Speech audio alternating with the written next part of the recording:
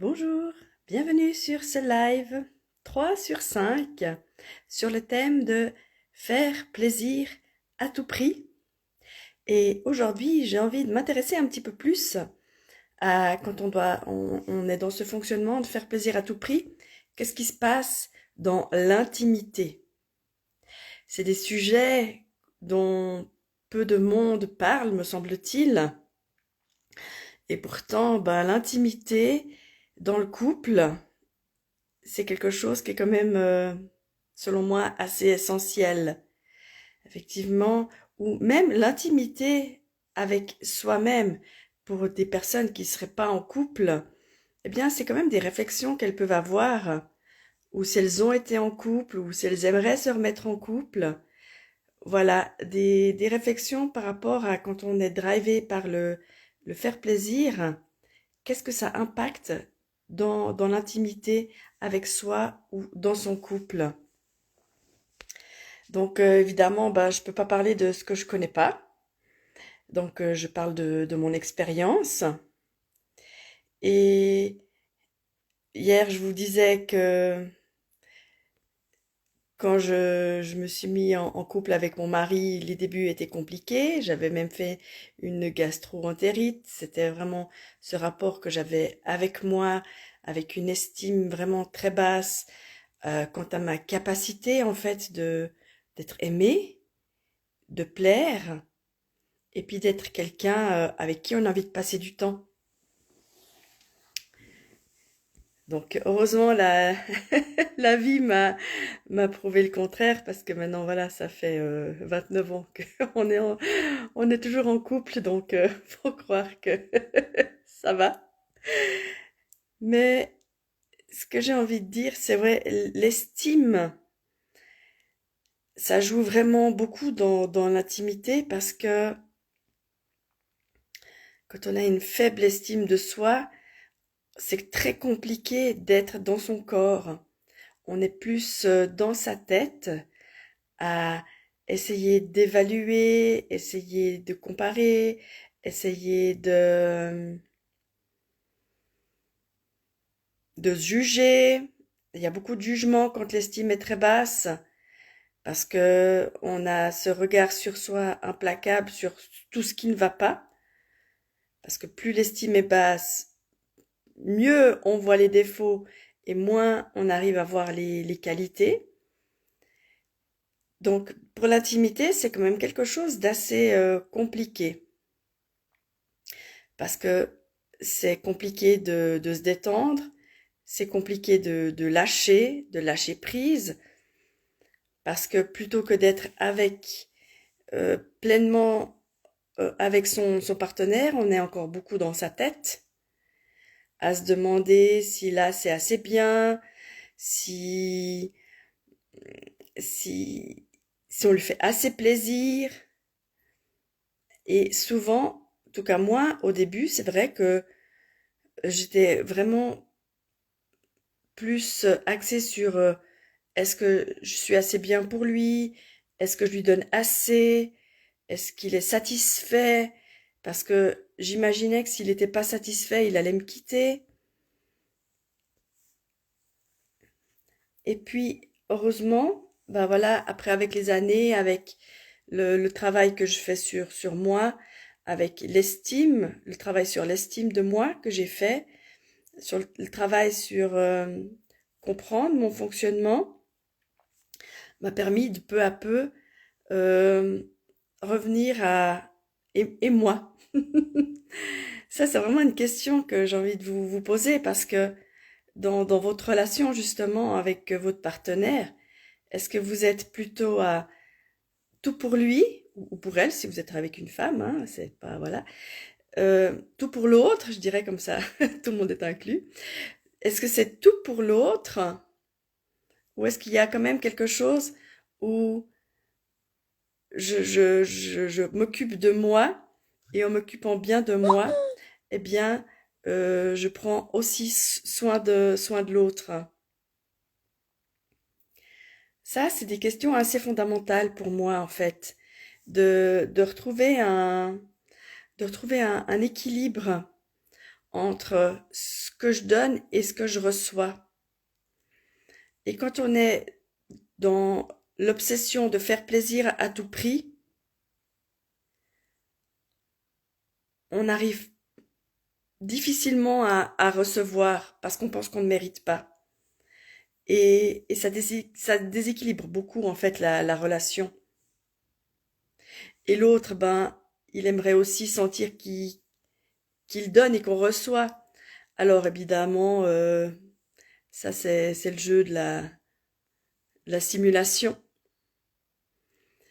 Et quand on simule des plaisirs, qu'on fait semblant que c'était quand même bien,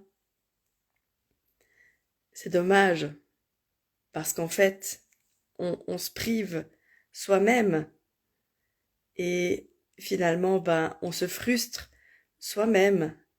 C'est vraiment, quand on a ces comportements, c'est tendre le bâton pour se faire battre. Et ça, c'est dommage. Parce que de mon expérience, vraiment, quand on est dans le faire plaisir à tout prix, on est dans le faire. On est un petit peu là, on habite que cette partie de son corps, j'ai l'impression, que sa tête. Et quand on arrive à trouver assez de sécurité intérieure pour passer de faire à être, la vie, elle est complètement différente. Et c'est de ça dont j'ai envie que toi qui m'écoutes, tu puisses vraiment aussi faire intérieurement, te dire, ah oui, moi, est-ce que je suis plus dans le faire, essayer de plaire, essayer d'être parfaite, essayer qu'on pense du bien de moi, ou est-ce que tu arrives quand même de temps en temps à être, simplement, à dire, ah, il se passe ça dans mon corps. Ah, ben, j'aurais bien envie de ça. Mais même pas forcément sexuellement, juste ah, je sens que là je suis agitée, j'ai besoin d'aller marcher. Ben, je vais marcher. Ah, je sens que là je suis fatiguée, eh ben je me repose. Et vraiment arriver à être en lien avec ce que le corps demande, pas ce que l'autre demande, ce que ton corps, ton temple à toi te dit, te demande.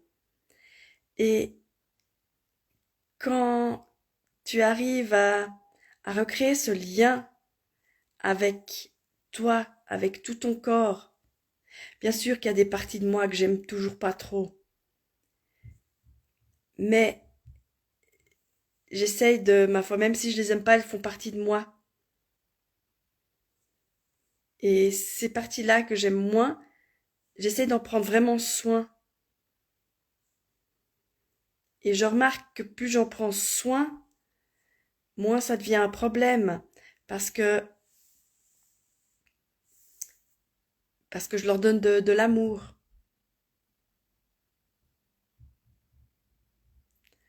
Et il me semble que c'est ça la clé en fait. C'est combien d'amour t'as pour toi.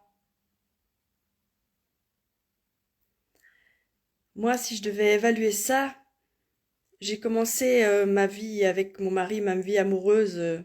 Je pense que je devais être à 10% d'amour pour moi, pas tellement plus. Juste le minimum pour quand même pouvoir être avec lui. Et ce que je pense, c'est que souvent, en fait, quand l'autre euh, tombe amoureux de nous, il voit tellement plus de choses que nous, on ne voit pas encore. Et c'est ça la relation quand elle est magnifique, c'est que gentiment, l'autre t'amène à découvrir ce que tu es vraiment. Puis ben voilà, il n'y a pas que moi qui fais du chemin, lui aussi il en fait, hein. Donc c'est ça, on chemine, nous on chemine à deux. Et on a cette chance de toujours avoir une excellente communication et beaucoup d'humour. Alors je crois que ça c'est les secrets d'un couple qui fonctionne bien. C'est pas de jeu de pouvoir, C'est ce que grâce à lui j'ai pu éviter.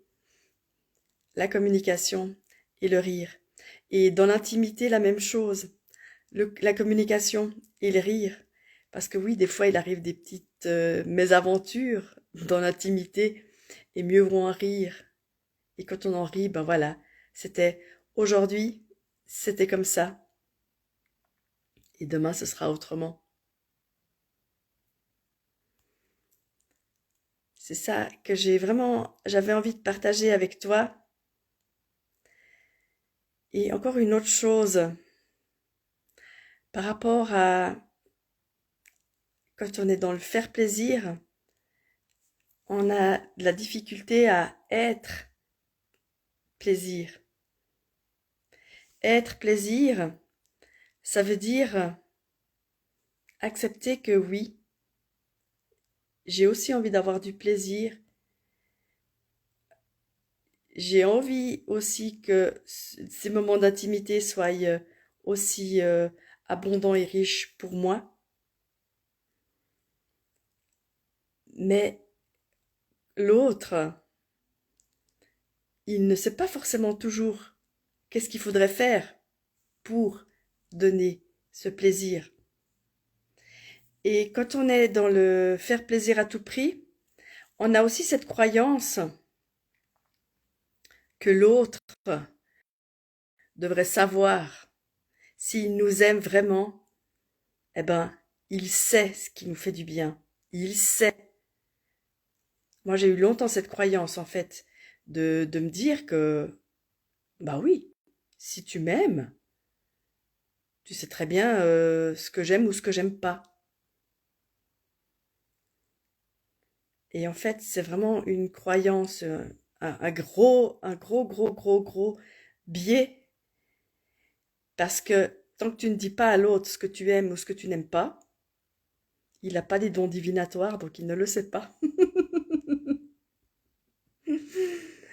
Et c'est ça, gentiment aussi, oser dire à l'autre ce que t'aimes ou ce que t'aimes pas. Mais ça, c'est quelque chose qui est, en tout cas pour moi, qui a été très compliqué, surtout à l'instant T. Des fois, je peux l'imaginer, je dis, ah bah là, faudrait que je lui demande ça. Puis à l'instant T, ben, je sais pas, il y a quelque chose en moi qui me retient. Puis après, ben, ça prend des plombes. C'est ça aussi. Que si j'avais dit tout de suite, non, non, va plutôt là, tu verras ça. Puis pouf, mais non, je dis pas, puis après, voilà. Mais j'ai envie de te dire, entraîne-toi sans danger. Quand il y a un gâteau sur la table et que la dernière part, elle reste, et que tu te dis, t'en crèves d'envie de la manger, mais tu dis que ça se fait pas, bah si t'en crèves d'envie de la manger, mange-la. Et puis commence à faire ces petites choses-là, en fait, sans grands enjeux qui ne sont pas dans ton intimité. Quand il reste plus qu'un truc, tout le monde se regarde en chien de faïence pour savoir qui va le manger, eh ben toi tu le prends.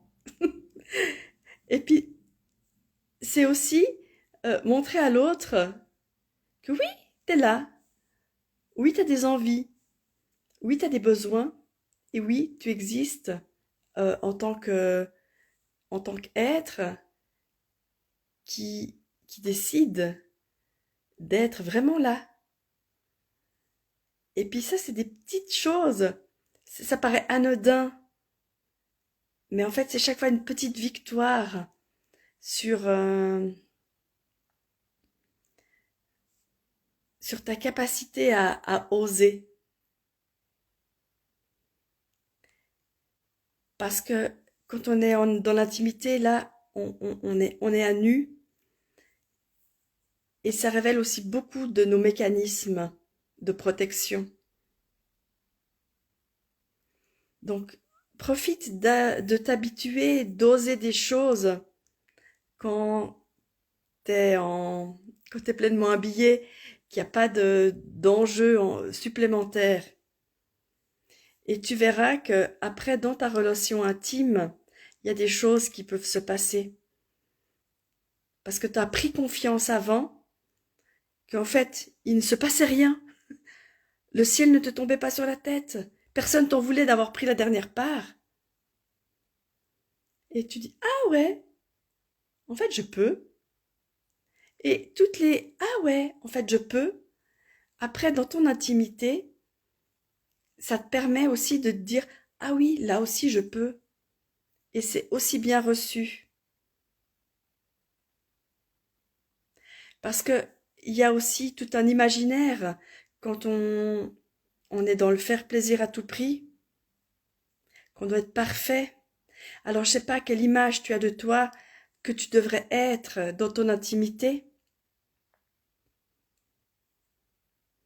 mais il y a aussi tout cet imaginaire de la société qu'une femme qui dit ce qu'elle aime dans l'intimité, elle n'est pas très bien jugée. Alors que voilà, ça fait partie de ta vie. Donc moi j'ai envie de te dire, ose dire ce que t'aimes, ose dire ce que t'aimes pas. Et puis en plus, pour moi c'est compliqué parce que il n'y a pas de mode d'emploi. Ça change à chaque fois. Et puis, ce que j'aimais un jour, je l'aime plus le lendemain. Donc, ça, c'est très déroutant pour le partenaire. Parce que oui, ça dépend de où j'en suis dans mon cycle et ça dépend de où j'en suis dans mon corps. Donc, si tu lui dis pas aujourd'hui, c'est plutôt ça, eh ben le pauvre, il cherche longtemps quand même. Et puis oui, des fois c'est aussi frustrant pour l'autre de se dire, mais hier ça marchait, puis l'autre jour ça marchait, et puis là, il n'y a rien qui se passe. Donc, les relations intimes, pour moi, c'est vraiment aussi apprendre à connaître l'autre autrement. Et comme dans une discussion, si tu parles pas, et tu dis pas ce qui est important pour toi, eh ben, l'autre ne le devine pas. Donc, dans ton intimité, essaye de garder ces mêmes... là, je le dis aussi pour moi. Essaye aussi de garder ce même lien, en fait, que c'est un dialogue. Parce que des fois, on se dit, bon, ok, moi, c'était une scène qui m'avait fait vraiment mourir de rire dans euh, Desperate Housewives, quand le mari il dit, j'ai vraiment envie de toi, puis elle dit, oh, pff, je suis crevée. Parce qu'évidemment, quand on a des enfants, on n'est pas toujours en motivation pour ça, quoi. On a déjà donné toute la journée pour les enfants. Le soir, on aspire juste à dormir. Et puis voilà, ce mari qui dit, puis alors elle dit, ok, je fais l'étoile de mer. Et j'avais dit, oh mon Dieu, j'aimerais pas en arriver là. Donc, c'est vraiment aussi, bah, par dire, ok, ce soir, vraiment, je suis trop crevée, mais prenons rendez-vous. Parce que oui, on peut aussi prendre des rendez-vous. Et puis, prendre un rendez-vous amoureux, je trouve que ça permet aussi de s'y préparer et de se dire, ah oui, ce soir, on a prévu qu'on allait prendre un temps d'intimité les deux et de se réjouir. Et il y a des fois où évidemment ça peut être spontané parce qu'on est les deux raccords, mais quand on prend un rendez-vous, je trouve que ça apporte on peut apporter un petit peu plus de soin à soi, on peut se préparer aussi psychologiquement.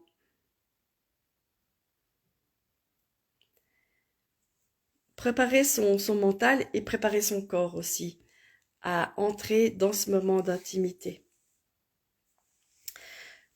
Alors, j'étais un petit peu toute seule pour parler aujourd'hui. C'est pas bien grave. J'espère que vous trouvez de l'intérêt à ce que j'ai partagé. Donc, n'hésitez pas à m'écrire en message privé ou dans les commentaires si vous avez envie de rajouter quelque chose à ce que j'ai partagé sur ces moments d'intimité. Demain, c'est le live 4 sur 5 et je vous avoue, je sais pas encore, je sais plus de quoi j'ai envie de vous parler.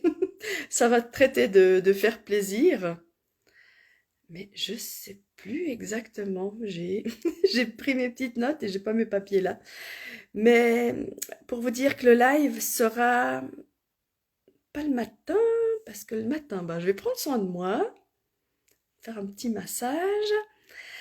Et ce sera en début d'après-midi. Qu'est-ce que je vais dire? Pour que les enfants soient à l'école. 14 heures. Allez, on se retrouve demain à 14 heures sur un autre sujet qui tourne autour de faire plaisir à tout prix. Et si vous avez des questions ou une remarque, ben faites-la moi et moi j'aurai du plaisir à en parler demain ou après-demain. Je vous fais des gros bisous et à demain. Bonne journée à vous et prenez vraiment bien soin de vous.